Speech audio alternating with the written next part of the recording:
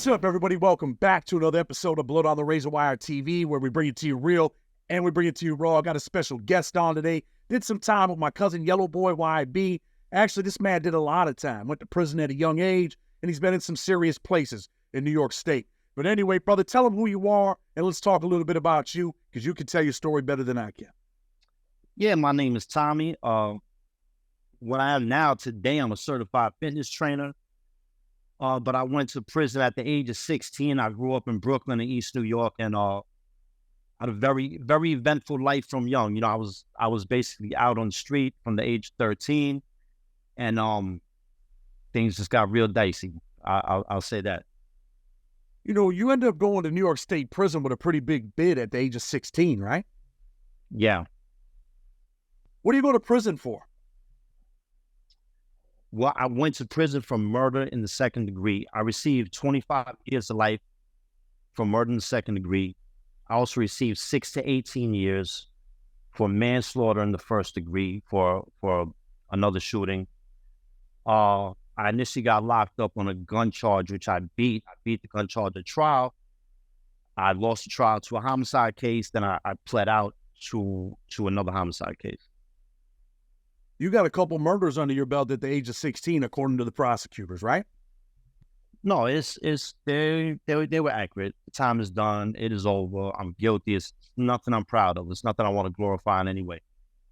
You know, I think that your story's, kind of resonating with a lot of people. And the reason why is because, the mission here is to kind of save kids from going through what you went through. At 16, Sure. What makes you go out there and start killing people at the age of 16, bro?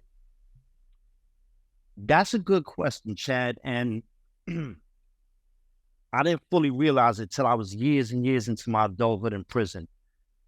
But if I could backtrack a little bit, as a child, I came up in a violent home where there was domestic violence.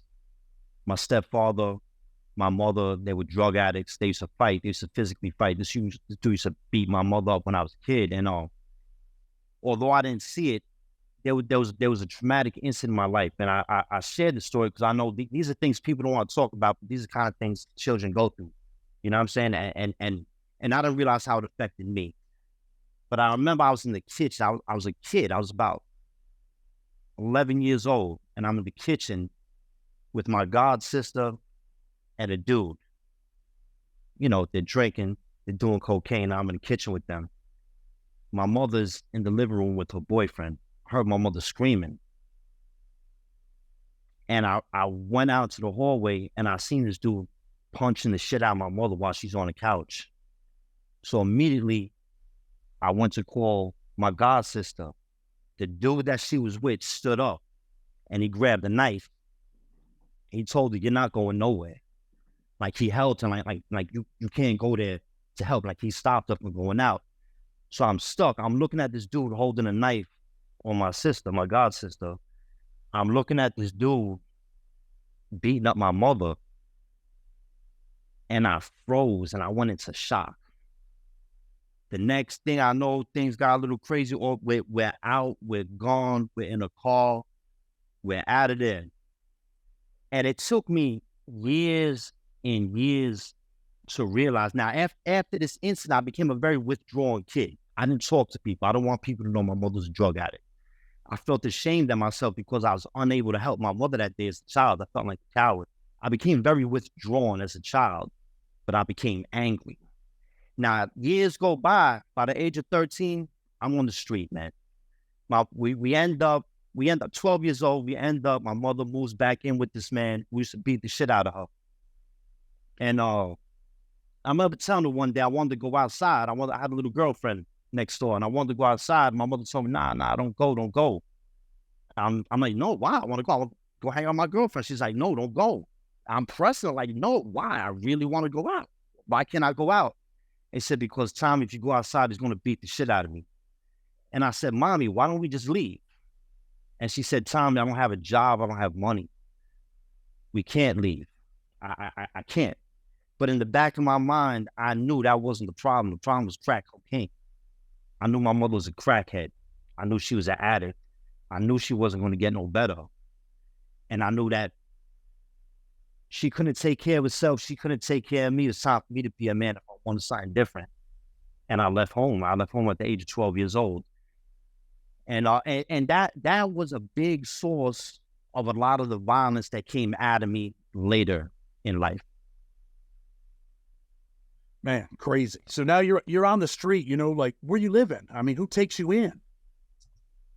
Wow, that's crazy. So initially I was on the street, East New York, Brooklyn. I was sleeping in hallways. I was sleeping in stolen cars. I had a good friend of mine. I'm not going to say his name. He's a known dude. People know me. They know who he is. But sometimes he used to hide me in his closet. And his, you know, I'm not going to talk a whole lot about his family. That's their business. But he had a big family. You know, they had a small apartment. It's him, his older brother, 3 sisters, their mother. Sometimes their grandmother was there with them. This little apartment. He used to hide me in his closet. Sometimes I'd sleep in his closet until his family just like realized it. And they just like took me in. You know what I mean? So like I have like a lot of love.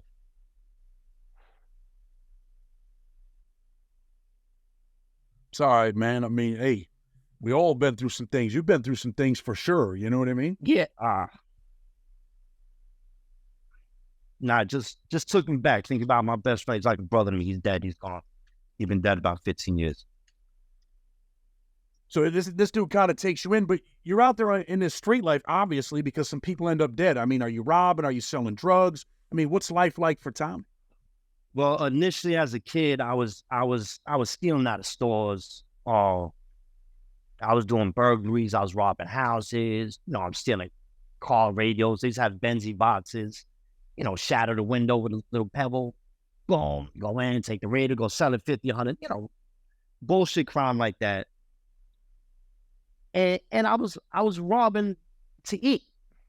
I was robbing to eat. Although I had a place to stay, this was a home where food wasn't there like that. It wasn't, you know, it was a hard life. It was poverty. You know what I'm saying?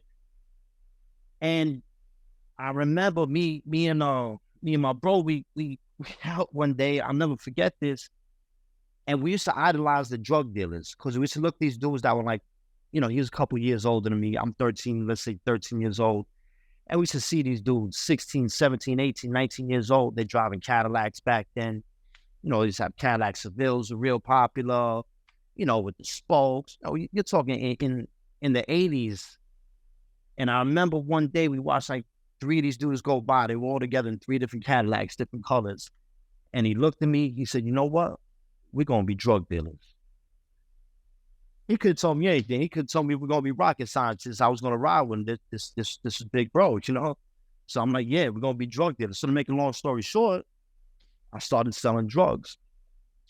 I started selling drugs for a local dealer. I spent $50 for 8 hours of selling crack. I was a little kid. I was 13. I didn't have nothing. To me, it was the greatest thing in the world. For 8 hours, I was locked in a fucking basement. There was a big ass pit bull in the backyard, so no one could come in or out. I can't get out, so they unlocked that door with a hole in the door where money and crack were exchanged. You know what I'm saying? And sometimes I would do double shifts. Sometimes I just needed a place to stay. And $100 at 13 years old in 1988, this gets me clean socks and underwear. You know what I'm saying? This gets me, you know, I could get out of these sneakers with the hole in I could put some food in my stomach and go on. And this is how I started selling drugs. And eventually down the line, you know, I started selling drugs for my best friend. I started selling drugs for different people. And now we started having encounters with sticker kids. In my neighborhood at the time, you couldn't just sell drugs. You can't just say, yo, I'm selling drugs on First Street, right here, First Street and First Avenue.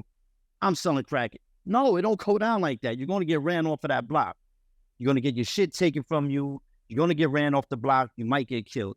So to make a long story short, the stick-up kids are always around. The stick-up kids know the drug spots are hot, so we're not out there. Most of us are not out there with guns directly on us. There might be someone with a gun here, there, whatever, but they know we're vulnerable because we're always worried about the cops running up on us. These are open-air markets and blocks. So sticker kids would constantly roll. And I remember two incidents when I was 14 years old. I remember I hear a car kind of screech. As a matter of fact, we're on a corner where we all sell drugs.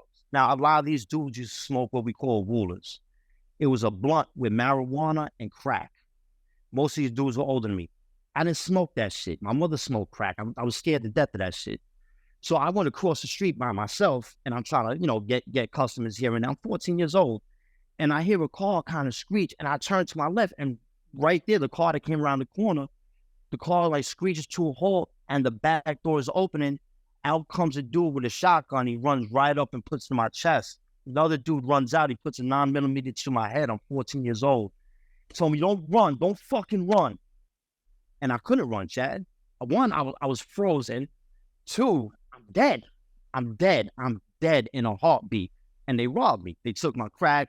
They took my money. They took my shit. The punk-ass jewelry I had on, whatever. They took my shit and got out of there. And that's when me and my boy were like, yo, we got to get a gun. We got to keep a gun close by. Blah, blah, blah, blah, blah, blah, blah. Long story short, a couple months later, and this is not, I can't explain to the amount of fear.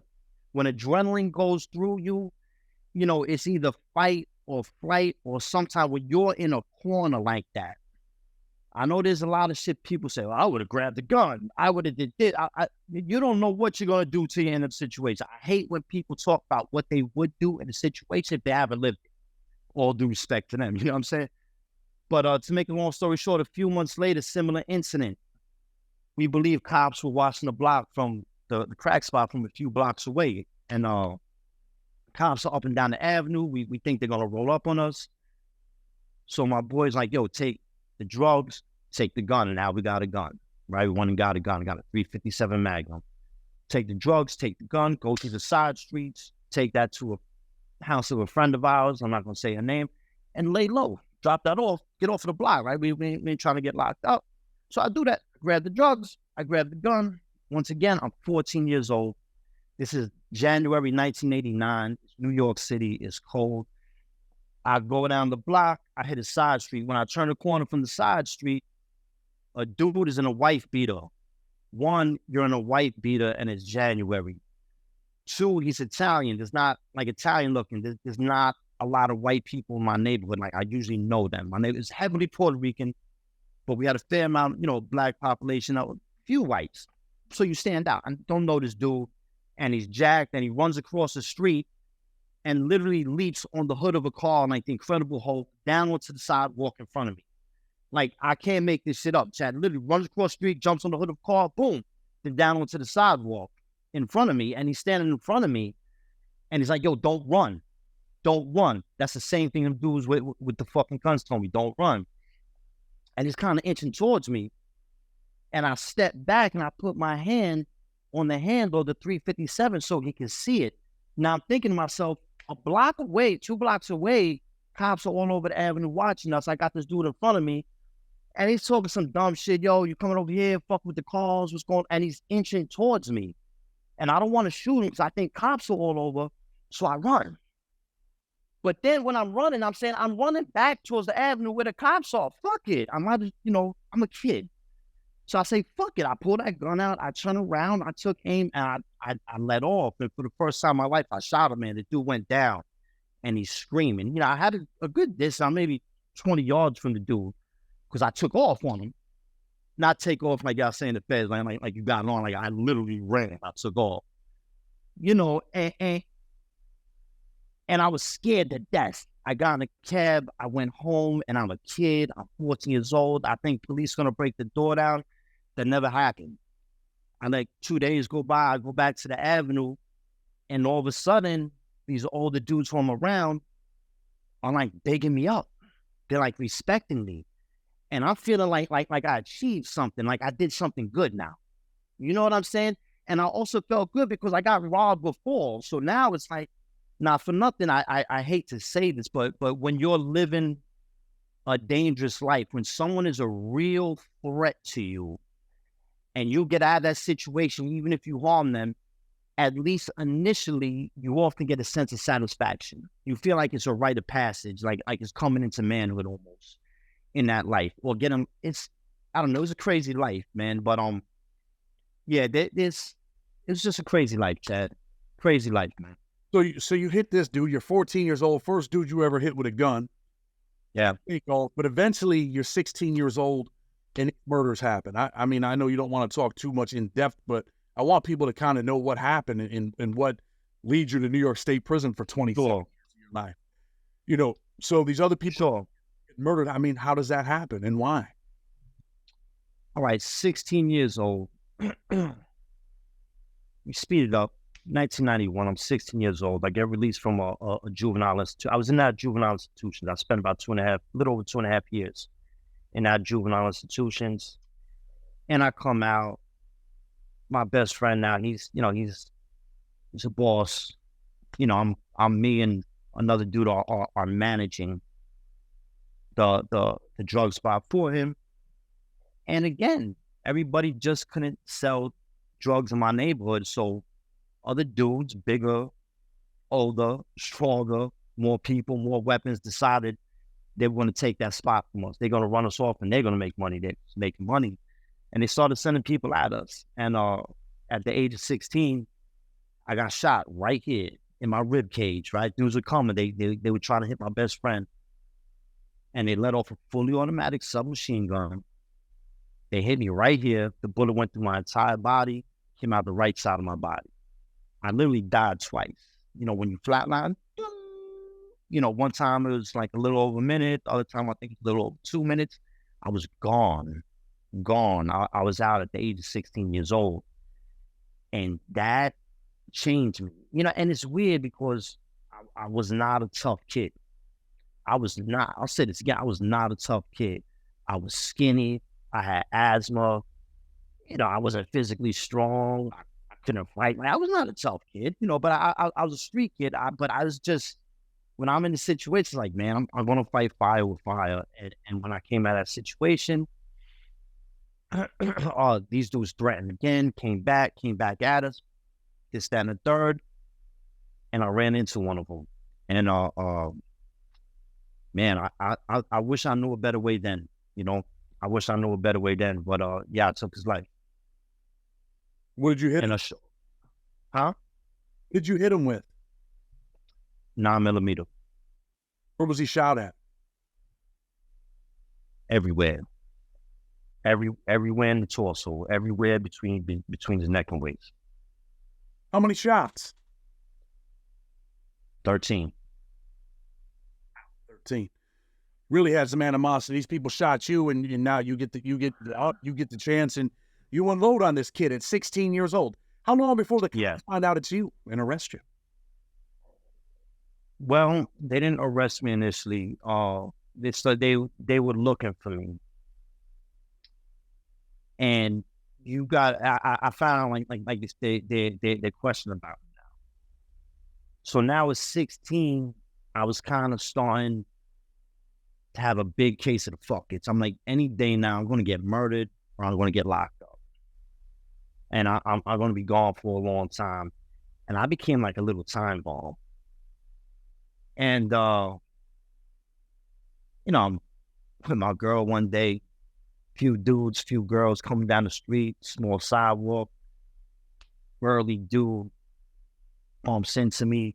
We get into words, stupidest shit in the world. Walked away from the situation. A couple of my friends happened to be around, close by. Came over there. One of my friends, he didn't want to leave the situation alone. He didn't like to do it. Whatever. Things happen. What do I do? Unnecessarily let off. Because one of my friends pulled a gun. You know, he didn't use it. He really didn't want to use it. He just hit the dude. And it fell out of his hand. And I took it where it should have never went. You know, something I'm ashamed of. And I took another young man's life. Wow, you had 2 murders at the age of 16. Yeah. How old was this kid? The burly dude, the second murder? 20. 20 years old. So now... I mean, he was a man, but I look at it now. I'm 48 years old. He was a kid. You're not 20 years old. He was a kid with a family, and he was a good dude. He wasn't a street dude. he was belligerent. I think he was drinking and he was acting a little rowdy, but he did not deserve to have his life taken. You know what I'm saying? Like that. But those are the crazy decisions I made because I had a level of anger in me that when it came out, it used to explode. And I still struggle with that. Just these questions for a reason. We're going to get there in a second. The first dude that you killed, how old was he? 17. It was 16, 17, a 20-year-old kid, really. All kids, right? All lose their lives. Those two get buried around. You get buried in the New York State Department of Corrections eventually. All really over bullshit, over nonsense, right? Nonsense. Things you think are important that are not. I need you to say that again, man. Things you hold in high regard, things you value, things you think that are important, but in the bigger picture are meaningless. They're not important. Nonsense things. Yeah. You hit this kid. He's 20 years old. He dies. Are you on the run now? Yeah. How long are you on the run before the cops get you? Oh, God. Paul told, not a month, and get pulled over driving. Get pulled over, 3 people exit the car. They find me, block away, grab me, bring me back to the car. They search the vicinity of the area where these 3 people went. They found a weapon and a bulletproof vest in the area where they said the other 2 people ran, where I didn't run. They went down the area I ran. They found 2 guns, a 9mm and a .357. They arrested me on the gun case.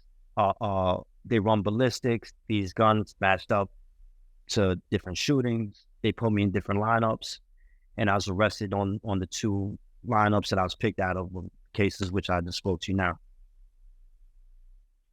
So now, when you're out here, though, I mean, you got the first murder. Are you ever worried like, damn, man, I'm going to fucking jail, man? If these people are on me, are you hiding?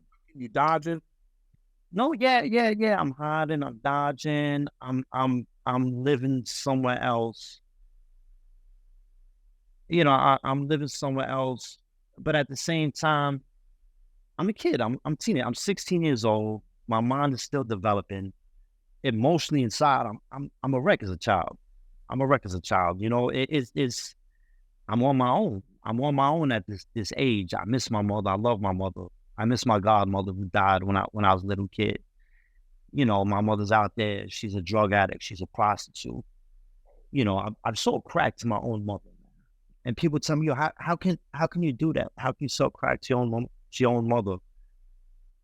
I've had my mother come to me for crack while I've given her crack. I've had her come to me and tell me, sell me something for a cheap price so I can sell it to my clients for a higher price. I can give a quantity. So now we're doing that. And people are like, but how can you do that? Even if you do the business side, how can you give crack to my mother? I would give crack to my mother so she doesn't go suck a dick for it. You know what I'm saying? Like these are the decisions that I had to make at 14 years old. When people talk about selling drugs and living that life, they don't talk about that. They don't talk about being a 14-year-old and having to make a decision like that I would give my mother crack so she doesn't go prostitute herself for crack. That's a hard decision to make, and it's still a hard decision to live with as a 48-year-old man. There's nothing glamorous about selling drugs. There's nothing glamorous about that life. Let me tell you this, bro. I don't know if you know, but I had a really big crack case, right? My mother was never a drug addict, but my father was a crack addict. My father was a dope fiend. He was a crackhead. My father's a heroin addict. Died getting high. I too sold crack to my father, and it wasn't motivated by anything, and I'm ashamed of this, anything other than, you know what? He's got money to spend. I might as well get it. It's a sad reality. And now that I'm older, I look back on it, and it does bother me. And for you to say, the things that you said, dude, this is probably the best interview I've ever done, man. Let me say that. For you to say what you just said about your mom so she don't have to go out there and, prostitute herself, like, that hits me, man, because I was that dude that was selling crack to these women that had to go out there and do that. And it does bother me. And so was I. Hurts me, man. You know what I mean? It does hurt. I sold crack to pregnant women. Crazy. So, I mean, you're on the run. And this is the reason I asked you that. I said, we're going to get somewhere with this, right? There's these young kids out here that are on social media. They're shooting people. They're killing people, and they're videotaping this. And then they're acting like, I'm with that business. That's my op. But really, at the end of the day, they don't tell you the part where really they're probably faking, right? I've been in New York State prison. I've been to Attica. I've been to Comstock. I've been to Wyoming. I got stabbed in Wyoming. They don't realize that, you're talking all this shit, but really, you really don't want to go to that place. You're doing all this shit on social media. 99% of the people, you really ain't about that. You don't really want to go, spend the rest of your life in prison, right? No, you don't. No, you don't, man. It's hard, and speaking of kids, man, one thing I know every teenager has a problem with. We don't like. I didn't, and every teenager I knew, you don't necessarily like having someone tell you what to do, whether it's your parents, whether it's you got to come home at this time, you got to do. You may be a good kid. You listen. You don't necessarily like that. Make decisions that lead you to prison, and you're gonna feel like that. You're gonna have, it used to kill me inside when I came to a realization that another man was telling me to lock myself in a cage, and I voluntarily locked myself in a cage every day and saying, am I a broken man? Why am I not fighting this? Why am I not trying to get out of here as fast as I can, as hard as I can? Why am I not telling him, no, I'm not locking the cage, man, the fuck out of here. Why am I not doing that? And that fucked with me mentally. That fucked with me mentally. It made me feel like a slave, so to speak. I'm not comparing it to like transatlantic slavery, but in the experience I had within that prison system. Let me say this, right? So people understand. The reason we don't, and I've thought about this over the years, I had a 40-year sentence at the age of 24. I had a 2 to 6 at 17 in New York State. The reason that we don't fight back is because they beat us. We can't win.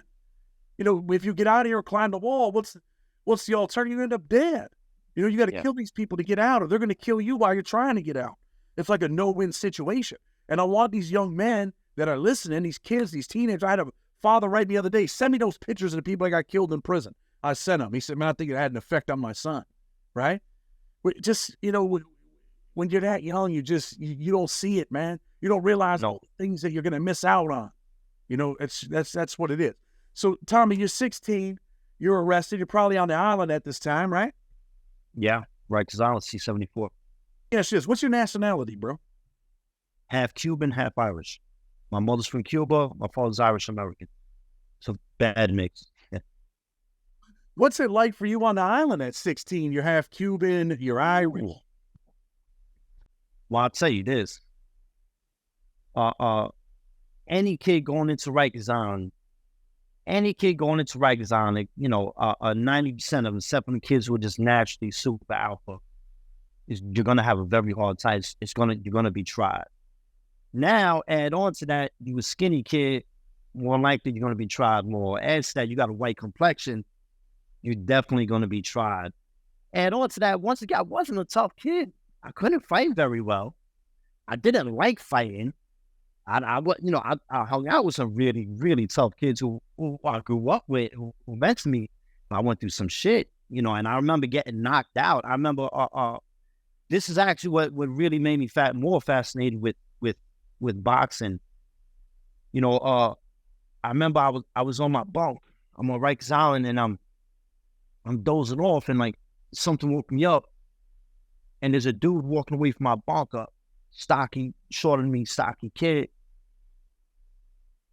And son told me to get up, and when I get up, my sneakers aren't there. There's a fucked up, beat up pair of sneakers there, and I look again, he got my sneakers in his hand. So, and he put them on the ground, and he sat on his bed, and I walked over there, and I just grabbed him. Boom! What the fuck are you doing? He said, what? He said, don't blow it up. Don't blow it up. Go to the bathroom. We're going to fight for your sneakers. I said, all right. Put my sneakers on. I'm scared I don't like fighting. Not good at this shit. And this little stocky motherfucker. But I know, if you don't fight, you're going to be a victim. So you put me in the corner, I'm going to fight. So you put me in the corner now. So I go to the corner. We throw our hands. I didn't throw my hands up. Like, I don't know how I threw my hands up there. I didn't know how to fight. And whatever I threw, this dude slipped and he hit me in my temple, and it's like someone turned out the lights. Everything went black. My knee hit the ground, my eyes opened up, and this dude was pummeling me. He beat the shit out of me. I'm saying, yo, let me get up. Let me get up. He lets me get up. We put our hands back up, and immediately he drops me. Drops me, and I'm fucked up. I'm dazed. And these other kids came in the bathroom. They're like, yo, chill. Police, right? Chill. Boom. So I went, cleaning my face. He leaves the bathroom. I leave the bathroom. It cools down. And he comes over to me. He's like, yo, take off your sneakers. I said, nah, that's dead. He said, go back in the bathroom. We go back in the bathroom. We put up our hands to fight again. I already know. I grab him.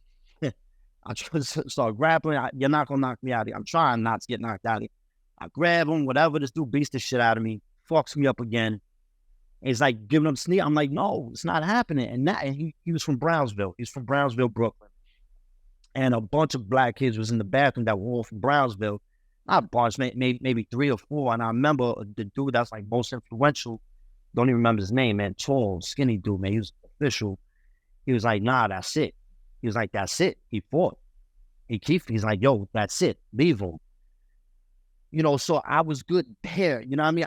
I was good there, but then I was in other situations on Rikers Island where it was continually, you're getting tried, you're getting jumped. I got jumped, robbed, and stomped out by the 5%ers simply because I went into a housing area that if you were not black, you were going to get extorted. If you were Hispanic, if you were white, you were Chinese, if you were anything other than black, you were going to pay to live there, or you weren't going to get no time on the phone. It's just how it was. And I went into this house. Once again, dude tried to rob me. A few dudes came down. I went to a corner of the day room. Like, nah, let's go. Let's get it. Dude came up to me. I hit him. That's it. They jumped me. They stomped me. They broke my cheekbone. I almost lost eyesight in my right eye. I could barely see. Everything was like blurry and sideways for a couple months until my vision actually restored. They fucked me up. They fucked me up. That was the worst. It was 4 dudes. That was the worst ass whipping I took in my life. I was over 145 pounds, 5'10", destroyed me, man. You know, that's the thing that a lot of these young dudes don't realize. You end up in the wrong county jail. You end up on Rikers Island. You end up in MDC, Brooklyn. I mean, you could end up anywhere. Cook County Jail in Chicago, and you could be that dude in your neighborhood, but you end up in the wrong housing unit, even to this day. I think it was a lot more brutal back then as far as, you know, with the hands and all that. Nowadays, they're stabbing and they're killing. But, man. No, they were doing that. Don't get it twisted. On Rikers Island back then, dudes were getting killed. And now I heard it's like that as well. I'm sorry to interrupt you. You're fine. No problem. So anyway, man, I mean, you end up going to trial. What's it like when you're going to trial now? You go to trial on this, right? It's nerve-wracking. Yeah, it's nerve-wracking. I go to trial on the gun case, I win. You know, I beat that. That was crazy because when I won trial on the gun case, they released me by accident. They released me by accident with 2 homicide indictments pending. And, you know, I lasted all of 4 weeks, and I was, I don't want to say the things I was doing. I was ripping and running. I was wild. Now coming out of Rikers Island after a year, you know, I don't want to glorify all the stupid shit I was doing. And, people called the cops, told them where I was at. I lasted 4 weeks. They locked me back up. Boom. They got me. I give a fake name, tried to give a fake age. They figured out who I was, went back to Rikers Island. Now, because what happened was the guns I was on trial for, each one was used in the 2 homicide cases that I was facing. They can't use that evidence against me until I'm convicted. So they had the prosecution pending. They had my shit tagged that I'm not to be released or oral on until the 75th Precinct Homicide Division is contacted. Right? They would hold on me. They would immediately run me back through the system, but they fucked up and let me go by mistake. So anyway, they got me back now. Now I beat. So they're waiting until I get convicted on the gun case to indict me. So now they could legally present the guns as evidence in the cases. I beat the case. So now they went forward with the indictments without using the guns against me, and I got indicted. And, I went to trial on one, I got 25 life. And on trial is nerve-wracking. You're facing 25 years to life. And at this time, now it's on right down for almost 3 years. I was 19 years old. I'm facing a sense of 25 years to life. And yeah, it's scary, man. It's scary. It just is. You're just there, you know what I'm saying? I'm a dude that when I'm in a situation, again, I'm not a tough guy. I've been like a super tough dude and all that shit. But when I'm in a situation, I'm just there. I just like, what do I got to do now and go forward? You're convicted. What's it feel like when you get convicted, man? They find you guilty. You're found guilty of murder, and now you know you're going to prison possibly for the rest of your life. What's it feel like? Crushing. When the judge hit that sentence on me, and here's the thing. Now, here's the thing. In one case, although I was guilty of the shooter, they portrayed me as accessory and said that my co-defendant was the one that shot him. Even though my co-defendant never got a shot and he got 30 years to life. Hear that, kids, right? He was with me. I made a bad decision, and my friend that was with me got 30 years to life. But so when I shot, the witnesses said he shot him, and I was just there participating. And my lawyer told the judge my client was a first-time offender. He was 16 years old at the time of the crime. He was portrayed as an accessory. So therefore, let's give him a minimum of 15 to life. And the judge said like some TV shit, like he's trying to make the news. He said, I've listened to the facts of